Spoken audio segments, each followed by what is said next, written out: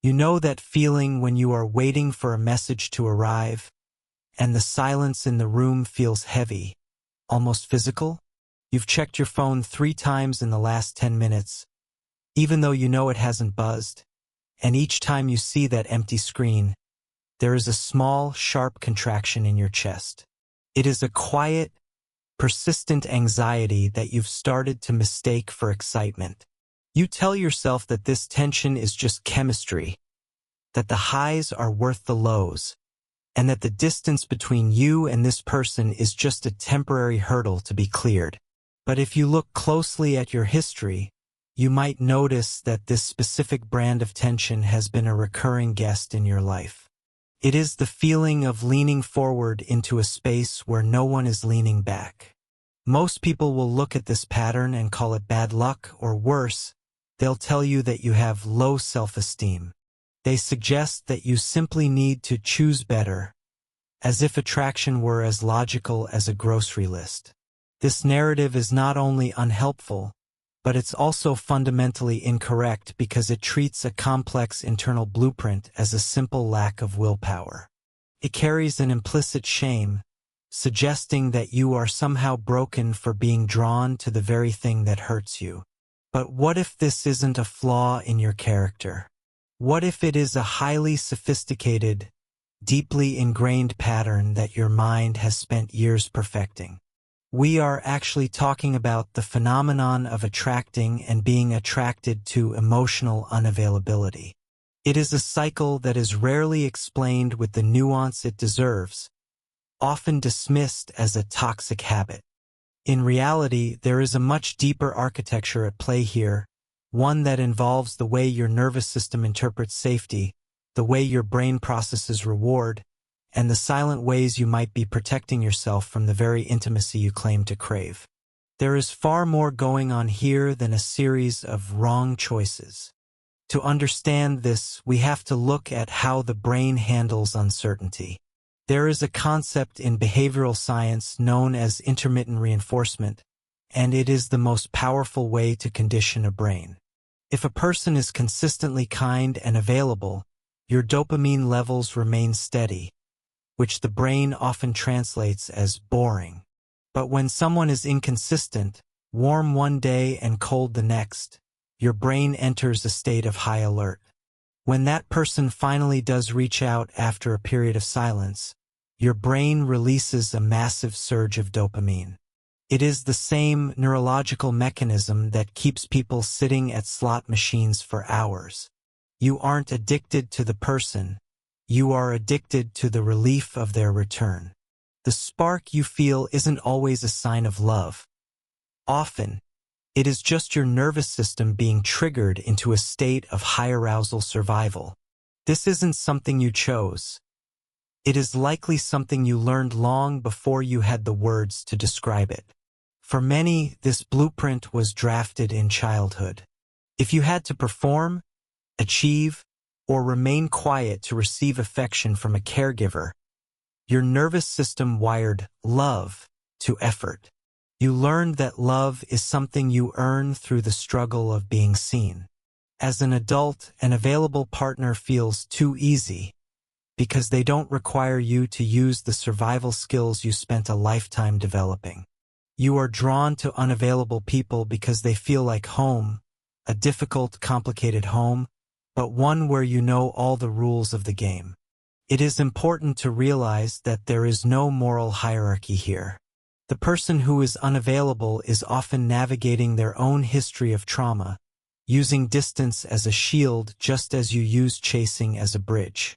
Neither side is wrong or evil. You are simply two people with complementary defense mechanisms. One person manages their fear of intimacy by running away, and the other manages their fear of abandonment by running after them. It is a delicate, painful dance where both partners are actually trying to stay safe in the only way they know how. This realization doesn't make the pain go away, but it removes the villain from the story, leaving only two human beings trying to survive their own shadows. There is a surprising layer to this that most people never consider. By choosing someone who cannot show up, you might be protecting your own heart. If you were to date someone who was truly, consistently available, you would eventually have to be fully seen.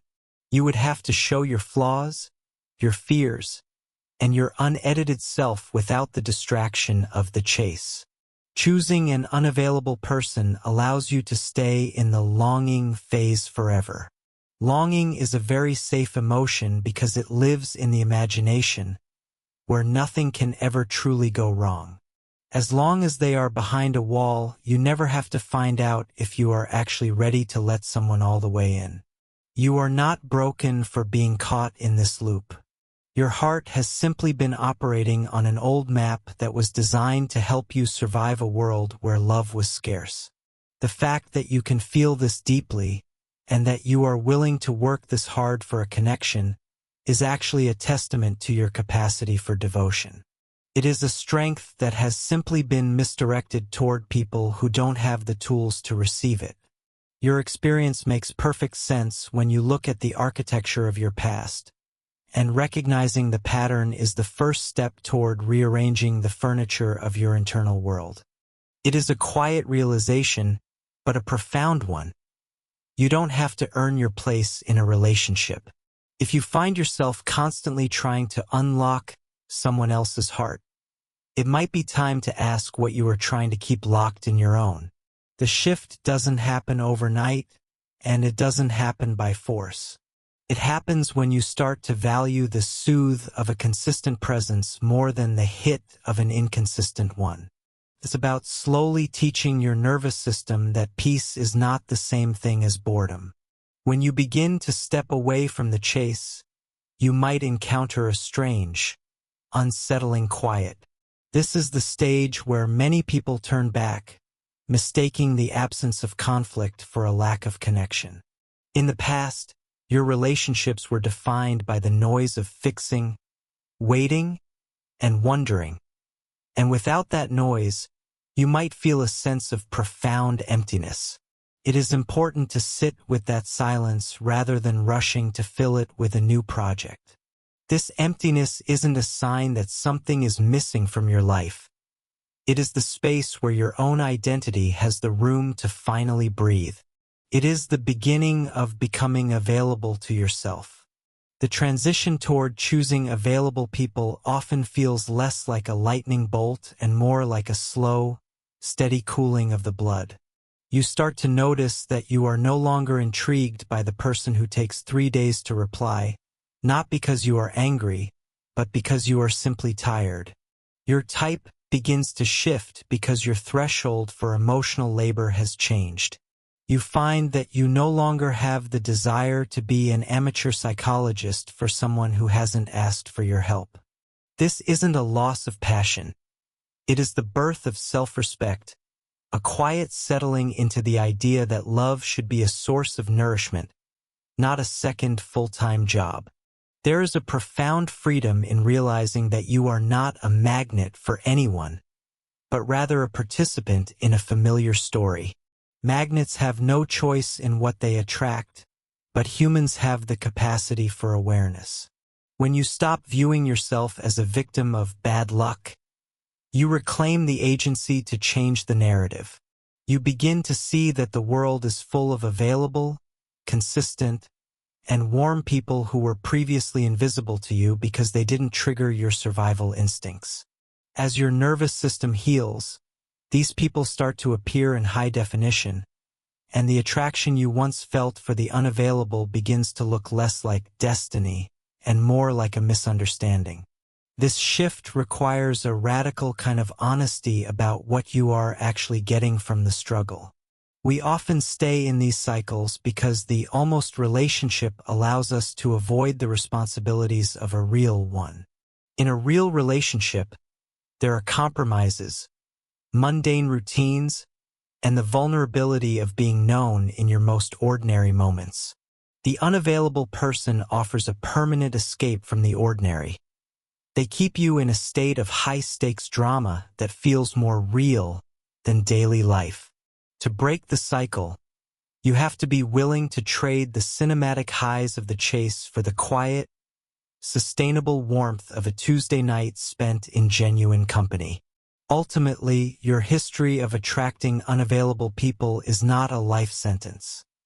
It is a profound piece of data. It tells you exactly where you have been hurt and exactly where you are seeking to be healed. Every time you chose someone who couldn't love you back, you were attempting to solve a mystery from your past. Now that you have the key to that mystery, the game no longer needs to be played. You can thank those past versions of yourself for trying so hard to find love in the only way they knew how, and then gently let them go, to finally choose yourself. The transition from a life of longing to a life of having is often quiet, marked only by the moment you realize that peace is more attractive than a challenge. You are finally learning to listen to the sound of your own needs, and in doing so, you are becoming the person you once hoped someone else would be for you.